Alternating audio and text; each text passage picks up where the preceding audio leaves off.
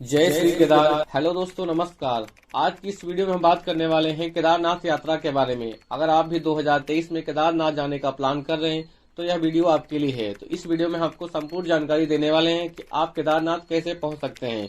आप सभी को मालूम होगा केदारनाथ जी के जो कपाट खुलते हैं अप्रैल के अंत में और मई की शुरुआत में कपाट खुल जाते हैं और इसकी जो डेट फिक्स की जाती है महाशिवरात्रि के दिन फिक्स की जाती है। इस बार महाशिवरात्रि 18 फरवरी को है। उसके बाद आप आसानी के साथ अपना प्लान कर सकते हैं आप कब जाना चाहते हैं।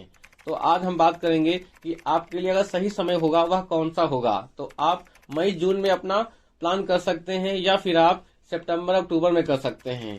अगर आप जुलाई और अगस्त में करेंगे इस बीच जो है बारिश का समय रहता है तो लैंडस्लाइडिंग ज्यादा होता है जिसमें घटनाएं होने की संभावनाएं अधिक बढ़ जाती हैं। तो आप अपना अगर प्लान कर ही रहे हैं केदारनाथ जाने का तो आप मई जून या फिर सितंबर अक्टूबर कर सकते हैं। केदारनाथ पहुंचने के लिए आपको सबसे पहले सोनप्रयाग पहुंचना होता है। सोनप्रयाग पहुंचने के लिए आप हरिद्वार, ऋषिकेश या फिर देहरादून का प्रयोग कर सकते हैं। इन स्थानों पर पहुंचने के लिए आप बाई बस, बाई ट्रेन या फिर बाई फ्लाइट आप केदारनाथ जी के भी दर्शन कर सकते हैं। अगर आप बाई ट्रेन आते हैं तब आप हरिद्वार उतरेंगे या फिर ऋषिकेश। अगर आप बाई फ्लाइट आते हैं तब आप उतरेंगे जौली ग्रांट एयरपोर्ट पर जो कि देहरादून में है। वहां से आप बाई बस या फिर आप टैक्सी कर ले के बाद आपको सोनप्रयाग पहुंचना होगा। अगर आप बाई ट्रेन आते हैं, अगर आप अपना सफर हरिद्वार से शुरू करना चाहते हैं तब आपको बाई ट्रेन हरिद्वार पहुंच जाना है। उसके बाद आपको हरिद्वार स्टेशन के सामने ही बस स्टैंड है जहां से आपको बसें आसानी के साथ मिल जाती हैं जिनका किराया लगभग मैक्सिमम जो होता है 700 से 800 रुपए होता है।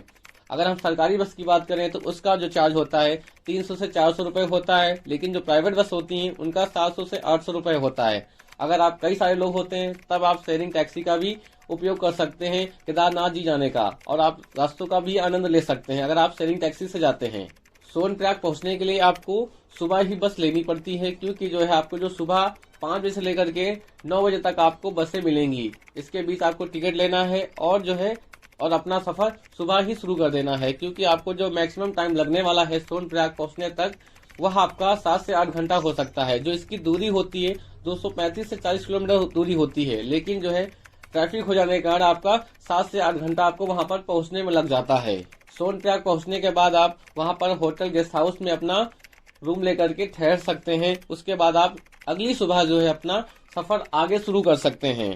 अगर हम रुकने की बात करें तो आपको वहां पर 500 से लेकर के 1000 या फिर 1,500 से 2,000 तक भी आपको वहां पर रूम्स अवेलेबल हो जाते हैं। लेकिन अगर आप सोनप्रयाग से 800 मीटर पहले ही अगर आप सीतापुर में रुक जाते हैं वहां पर आपको कम से कम चार्ज पर जो है एक होटल रूम जो प्रोवाइड कर देते हैं वहां पर आप ठहर सकते हैं। अगर आप अपनी बाइक से जाते हैं या फिर 4 व्हीलर से जाते हैं तब आपको पार्किंग के लिए आपको सोनप्रयाग में मिल जाएगा जहां पर आपका बाइक का चार्ज 50 रुपए और 4 व्हीलर का चार्ज 100 रुपए होता है। आप अपनी गाड़ी और कार को पार्क कर सकते हैं और आपको 24 घंटे के लिए ये चार्ज देना होता है। केदारनाथ जाने के लिए आपको अपना ऑनलाइन रजिस्ट्रेशन भी करवाना होता है चारधाम यात्रा पोर्टल पर। तो आप सभी लोग हरिद्वार, ऋषिकेश या फिर सोनप्रयाग से अपना रजिस्ट्रेशन भी करवा सकते हैं या फिर आप ऑनलाइन भी रजिस्ट्रेशन करवा सकते हैं चारधाम यात्रा पोर्टल पर जाकर के। उसके बाद आपको सोनप्रयाग से गौरीकुंड पहुंचना होता है। गौरीकुंड पहुंचने के लिए आपको सोनप्रयाग से टाटा सुमो या फिर बोलेरो गाड़ी मिल जाती है जहां पर आप 50 रुपए दे करके 405 किलोमीटर दूरी जो होती है वह तय कर सकते हैं। गौरीकुंड पहुंचने के बाद आप अपनी ट्रैकिंग शुरुआत कर सकते हैं। उसके बाद आप अपनी ट्रैकिंग जो है सुबह शुरू कर देते हैं जिसकी दूरी लगभग जो है 16 से 17 किलोमीटर की होती है। तो आप अपनी ट्रैकिंग शुरू कर सकते हैं। इस दूरी को तय करने के लिए आपको लगभग टाइम जो लगने वाला है 7 से 8 घंटे लग सकता है।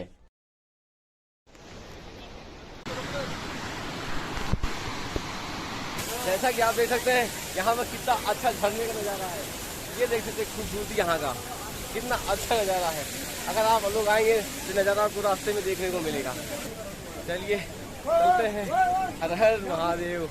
तो आप अपनी जब दूरी तय कर लेते हैं श्री केदारनाथ पहुंच जाते हैं वहां पर आपको जो रुकने और ठहरने और खाने पीने की व्यवस्था होती है वहां पर आपको कम से कम चार्ज जो रूम का होता है वो 700 से 800 रुपए होता है और मैक्सिमम जो चार्ज होता है आपका 1,500 से 2,000 रुपए हो सकता है वहां पर रुकने का। अगर आप मई जून में जाते हैं तब आपका मैक्सिमम जो चार्ज हो सकता है 1,500 से 2,000 रुपए का हो सकता है जहां पर आप रुक सकते हैं रूम लेकर के। अगर आप डोरमेट्री का प्रयोग करते हैं वहां पर अगर आप डोरमेट्री में ठहरते हैं वहां पर आपको कम से कम 800 से 900 रुपए चार्ज देना हो सकता है। अगर आप ऑनलाइन भी करना चाहते हैं तो ऑनलाइन भी कर सकते हैं। ऑनलाइन बुकिंग कर लीजिए GMNV के साइट पर जाकर के ऑनलाइन अपना डोरमेट्री या फिर रूम आप बुक कर सकते हैं वहां पर ठहरने के लिए। इस तरह से आप सभी लोग श्री केदारनाथ जी के दर्शन कर सकते हैं। अगर आपको वहां से वापस आना है तो आप उसी अनुसार जो है वापस आ सकते हैं। आपको बस के टिकट्स वहां से फिर से सोनप्रयाग से मिल जाएंगे। सोनप्रयाग से आप बस का टिकट ले लीजिए।